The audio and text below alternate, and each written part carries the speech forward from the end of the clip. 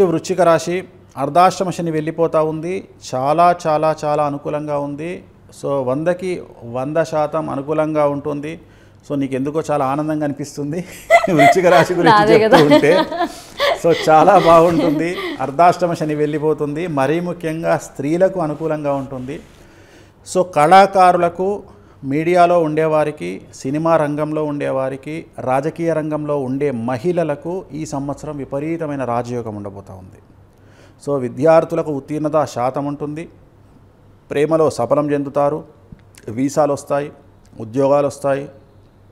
అవివాహితులకు వివాహయోగ సూచనలు, సంతానం లేని వారికి సంతానయోగము, ఉద్యోగం లేని వారికి ఉద్యోగము, బదిలీల కోసం బదిలీలు, ప్రమోషన్ల వారికి ప్రమోషన్లు, వ్యాపార రంగంలో 100కి 100 రూపాయల కంటే 1000 రూపాయల లాభము.